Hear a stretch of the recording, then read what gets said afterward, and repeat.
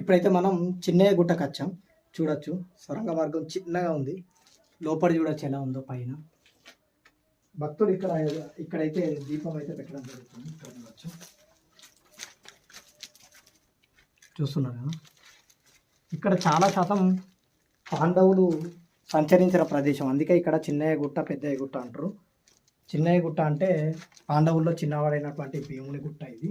పెద్దయ్య గుట్ట అంటే పాండవుల పెద్దవాడైనటువంటి ధర్మరాజు యొక్క గుట్ట. అది చూడొచ్చు ఎలా ఉందో. ఒకప్పుడు ఇక్కడి నుంచి అక్కడికి సొరంగ మార్గం అయితే ఉండేది. సో చూపిస్తే ఎలా ఉందో చూడండి.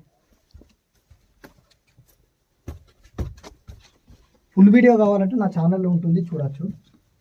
చిన్నయ్య గుట్ట కూడా వీడియో ఉంది. ఇక్కడ కూడా భక్తులు వచ్చి మొక్కులు అనేవి చెల్లించడం జరుగుతుంది. చూడొచ్చు ఎలా ఉందో. ఇటువైపు చూడొచ్చు, చూస్తున్నారుగా.